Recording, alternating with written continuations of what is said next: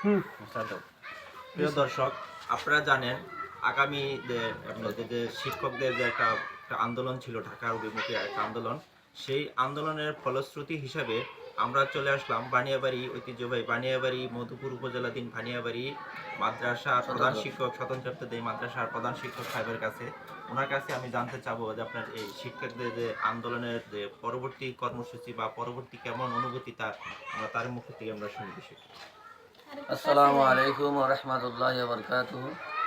সকল প্রশংসা মহান রব্বুল আলামিনের জন্য যে আমরা সারা বাংলাদেশে স্বতন্ত্র মাদ্রাসার শিক্ষক সংগঠন মিলে 19শে জানুয়ারি প্রেস ক্লাবে আমাদের অনশন ধর্মঘট থেকে আমরা 21শে জানুয়ারি এই দিনের বেলায় আমরা প্রেস ক্লাব থেকে শাহবাগ দিকে প্রধান উপদেষ্টার কার্যালয়ে মিছিল নিয়ে যাওয়ার সময় পুলিশের বাধায় শাহবাগে পুলিশের বাধায় আমরা সম্মুখীন হই।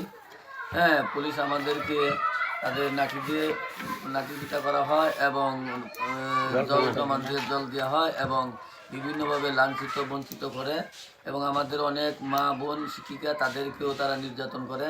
এই নির্যাতনের পরে আমাদের সকল শিক্ষক শিক্ষিকা এবং নেতৃবৃন্দ, কেন্দ্রীয় নেতৃবৃন্দ সকলে মিলে আমরা প্রতিজ্ঞাবদ্ধ হই যে আমরা এই শাহবাগ থেকে উঠে আর যাব না যদি আমাদের জীবন চলে যায়। তাই আমাদের কেন্দ্রীয় নেতৃবৃন্দের নির্দেশে আমরা সকল শিক্ষক শিক্ষিকা ভাইও মিলে একত্রিত হয়ে আমরা ওইখানে অবস্থান করি। অবস্থানরত অবস্থায় আমাদের কেন্দ্রীয় নেতৃবৃন্দ উপদেষ্টা বরাবর স্মারকলিপি এবং সচিবালয়ে এবং শিক্ষা বোর্ডের ভিতরে তারা যোগাযোগ করে।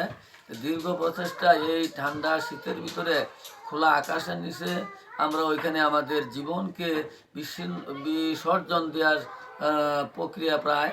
আর আমাদের ভিতর থেকে অনেক শিক্ষক শিক্ষিকা তাদেরকে নির্যাতন করা হয়েছে, তারা হাসপাতালে ভর্তি হয়েছে এবং চিকিৎসাধীন অবস্থায় তাদেরকে বাড়িতে ফেরত দেওয়া হয়েছে।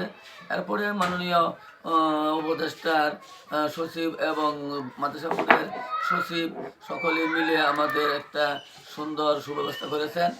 সারা বাংলাদেশ থেকে আমরা ছাত্র সমন্বয়ের যে সুযোগ পেয়েছি তারা আমাদেরকে যে সুবিধা দিয়েছে এবং সকল বিশ্ববিদ্যালয়ের শিক্ষকরা আমাদের পক্ষে কথা বলছে, সকল রাজনৈতিক আমাদের পক্ষে কথা বলছে, সকল ছাত্র সংগঠন আমাদের পক্ষে কথা বলছে। দীর্ঘ 40 বছর অনাহারে অর্ধহারে আমরা নিপীড়িত নির্যাতিত শিক্ষক ছিলাম। আজকে আমাদের খুবই ভালো লাগছে, আমরা খুব আনন্দিত। সরকার মহোদয় আমাদেরকে জাতীয়করণের ঘোষণা দিয়েছেন। আমার দৃঢ় আশা যে অতি তাড়াতাড়ি আমাদের এই কাজগুলো যাতে বাস্তবায়িত হয়, সেই জন্য আমরা মহান রব্বুল আলামিনের কাছে দোয়া করব যাতে বর্তমানে যে সরকার সংসদে সরকারের রাষ্ট্র চালাচ্ছে, প্রধান উপদেষ্টা, শিক্ষা উপদেষ্টা, সকল উপদেষ্টাদেরকে আমরা আন্তরিকভাবে সালাম ও শুভেচ্ছা জানাচ্ছি যাতে অতি তাড়াতাড়ি জুনের ভিতরে আমাদের সকল প্রতিষ্ঠানের জাতীয়করণের কার্য এবং সকল কিছু প্রস্তুতি গ্রহণ করা হয়।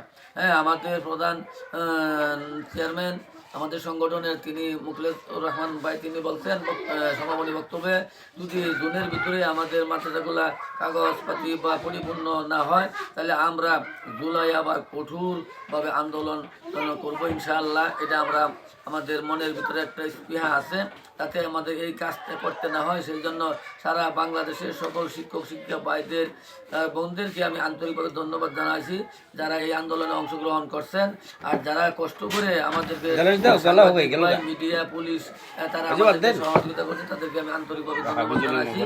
আমি মহান আল্লাহ রাব্বুল আলামিনের কাছে শুকরিয়া আদায় করি যাতে অতি তাড়াতাড়ি আমাদের এই স্বতন্ত্র অবহেলিত মাদ্রাসাগুলা জাতীয়করণ করে আমাদেরকে সুখের নাগালে আমাদের দুই বাচ্চা সন্তানাদিদের সাথে হাসি ফোটাতে পারে, হাসি ফুটে এবং আমরা এই হাসি দেখে যাতে পরকালে মৃত্যুবরণ করতে পারি।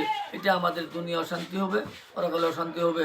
সারা বাংলাদেশের সকল ছাত্রছাত্রী যাতে আনন্দ মুখর ভাবে এবং তাদের ভিতরে যারা শিক্ষক ছিল যে আমরা দীর্ঘ 40 বছর শিক্ষকতা করেও আমরা শিক্ষকের মর্যাদা পাইনি, মানুষ আমাদেরকে অবহেলা করছে।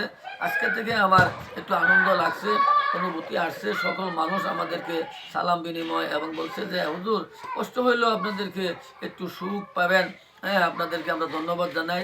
গ্রামে গঞ্জে শহর বন্দরের সকল সাধারণ মানুষ, শিক্ষিত মানুষ সকলে আমাদেরকে ধন্যবাদ জানাচ্ছে। আমাদের এই পরিশ্রম সার্থক হবে।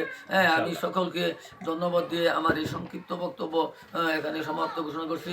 আসসালামু আলাইকুম ওয়া রাহমাতুল্লাহি ওয়া বারাকাতুহু। বাংলাদেশ স্বতন্ত্র ওয়ালাইকুম সালাম। জিন্দাবাদ।